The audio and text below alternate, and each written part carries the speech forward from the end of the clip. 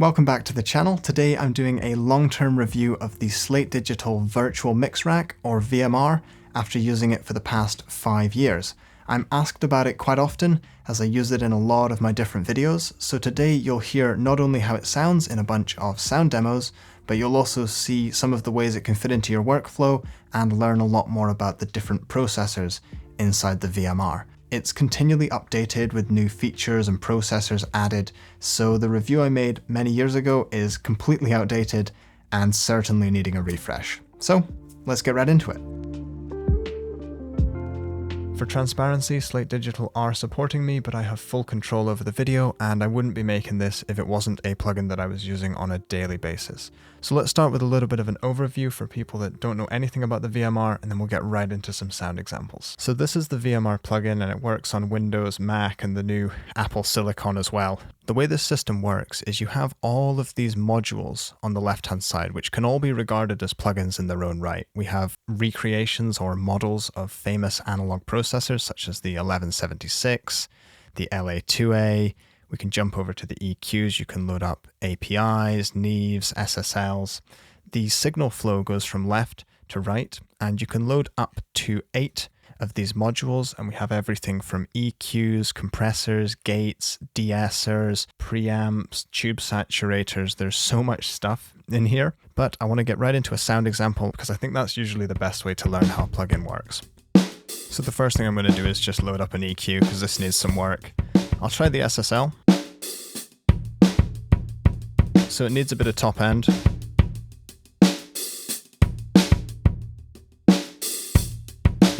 And I'm also noticing a really annoying resonance around 300 or 400 hertz. So let's get rid of a bit of that. So I like where we're going with it, but I'd like to add a little bit more low end. So I'm going to pull up one of the modules, Air EQ Earth. I'm going to put it after the EQ. Wow. So I'm going to add some compression. Let's just start with an 1176, it's sort of a classic, and I'm going to go for one of the presets, drum bus. Dial it in a bit.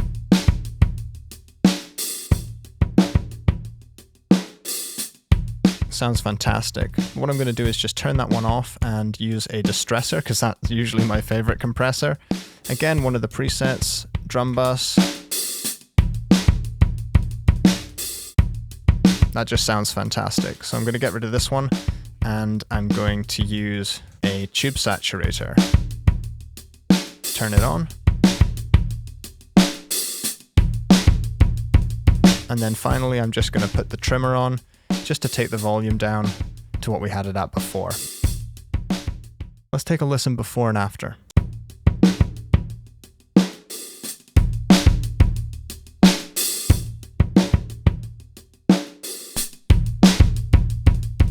All of this mixing I'm doing with my ears. There's not a lot of feedback. I mean, the plugins look gorgeous, but there's not a lot of feedback. I'm not looking at EQ curves. I'm just dialing it in by ear, and already I think we've improved this so much. Now let's talk about how you can get your hands on this. So I've just opened up the Slate Digital website because it makes this quite easy to see actually. So firstly, if you want to try the VMR out, there's a 30-day free trial. So I'll just scroll up to the top.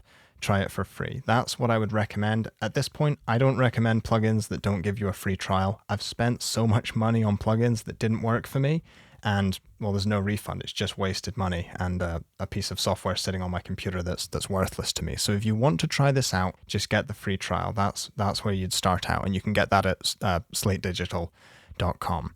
But it's a bit interesting when it comes to buying these plugins, because you can buy any of these outright, just like with any other plugin company. But at least in my opinion, the best way to get your hands on these plugins is something called the Slate Digital All Access Pass, which doesn't just give you access to the VMR, but it also gives you access to all of the plugins that Slate Digital make. So their mastering processors, the virtual bus compressors, which you've seen me use in my mastering tutorials. You also get their de-essers, their parametric EQ, plate reverbs, Verb Suite Classics, which is my favorite reverb plugin, delays. You get the Anna 2 synthesizer, which is incredibly powerful. One of my favorites, though, is the THU amps, which I'll show you in just a moment. It's so much better to hear it instead of just listening to me talking about it, which is an incredible sort of, I guess, amp and effects bundle is the way they would describe it. You also get the kilohertz bundle, which is a sort of crazy multi-effects processor, and access to Slate Academy and all of their sound banks and sample packs as well. So the way to get the All Access Pass is you buy it monthly or yearly. So it's $9.99 a month or $149 a year. This is actually what I do. I used to get it per year because you save a little bit of money that way. And I want to say, because I always get comments about this, you can buy any of the plugins individually, but this is just the way that I choose to do it. This is the only plugin subscription model that I've ever come across that has actually given me value for money. Another way that the value increases is that you get all of their future processors for free as well. There's no additional cost to upgrade to that, which I know a lot of other companies are doing. So I want to show you one of the brand new processors that's just been added, which is the De-esser. And for that, we'll go on to some vocal examples. So let's take a listen and then I'll solo in on the vocals. After late nights, out and about when you're staring at the ceiling from your couch and wondering what it all means. So what I was hearing in those vocals was that they need some compression for a start to level them out, but also the S's are quite sharp. So let's add the compression and then de-ess. After late nights, out and about when you're staring at the ceiling from your couch and wondering what it all means. So that's much better. We can hear every word now, but the S's are coming through quite a lot. So I'm going to add the de-esser. For this, I'm going to use a preset, female de-esser. It's just a good starting point, and they've got some helpful sort of tips here telling you the normal range you'd usually be looking for. Let's take a listen. After late nights, out and about when you're I like this feature because it just solos in on those S's. So it's all that sort of stuff that we're cutting out. After late nights, out and about when you're staring at the ceiling from your couch and wondering what it all means. That's so much smoother now. I know I've sort of said this a few times, but I like how streamlined the interfaces are in this sort of 500 series format, but you still get a lot of the deep control that I certainly like for my plugins. I mean, if you look at FG Stress, for instance, you've got all the different high pass modes, distortion modes, all of your different ratios. It's just nice and compact. So you can still see everything all in one screen. You don't really need to dive into any extra settings menus. So I'm going to pull back the rest of the instruments and I'm going to load up a few of my favorite EQs. So in the first snapshot, I'm going to use this EQ.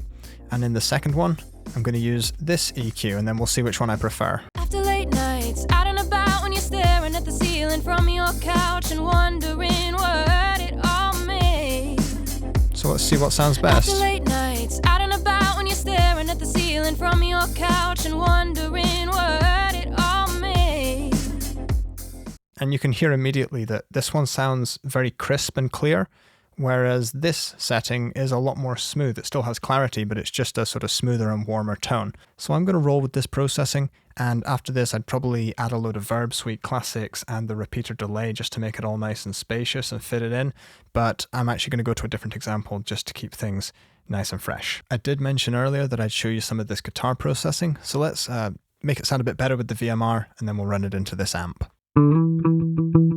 So the first thing I'm going to do is probably pull in the virtual console and drive this a little bit.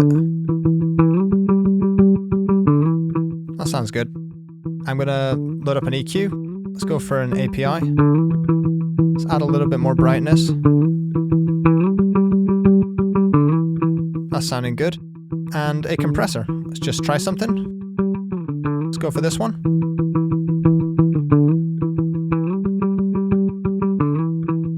Fast release. That's sounding great. So now let's run it into the amplifier.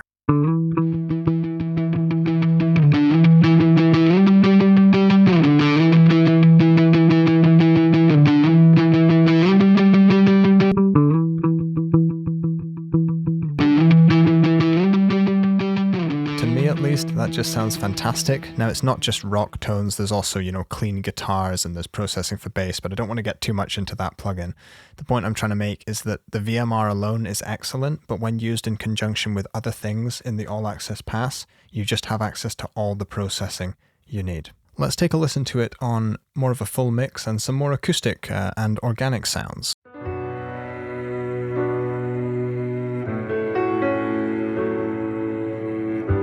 I think I'm definitely going to start with some EQ, and as you can see, you're always sort of spoilt for choice here. I think I'm going to go for the API one again, and I really do like this Air EQ processor. It can add just a really nice treble. But what I want to show, again, another workflow feature. If you use a left click, it moves quite quickly, like this. But if you use a right click, it just gives you all of that fine precision. That's a bit too much, but just a little bit. Hear how that just makes the top of the cello just shine a little bit? It's beautiful. Let's add a little bit of low end with this one as well. It's a bit too much, take it away.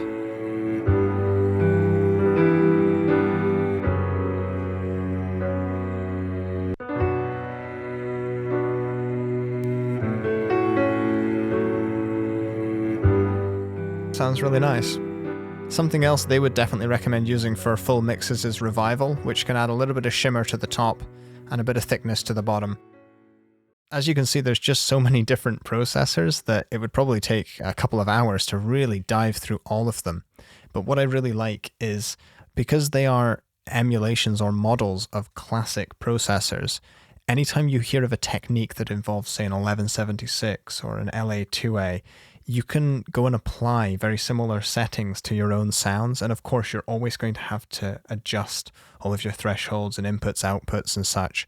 But it's really nice just having access to those sort of classic tones and sounds when you're working with your own mix. And I mean, we really are spoiled for choice here. There's just so much to choose from. And I haven't yet talked about the sound quality of all of these processors, because I hope, just from this review, I hope it comes across on YouTube.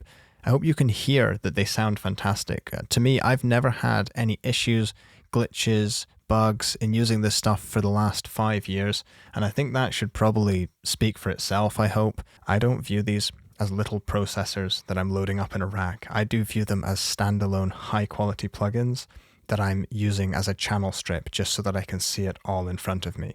However, if there's one negative I could say about the VMR, I guess it's just, while it does automatically resize, it would be nice to maybe be able to drag out from the bottom corner just to make it a bit bigger or smaller. It does scale very nicely on different displays and on different DAWs. I use it on a laptop, PC, Mac, as I've said, and it does a great job. It might be nice if it just scales from the corner. That's probably, I guess, the only thing I could say that maybe could be improved about it. So that pretty much wraps up my review. As you can see, but more importantly here, the VMR, I believe, is a very good processor. I think it offers great value for money and a huge amount of diversity with all the different processors that it offers.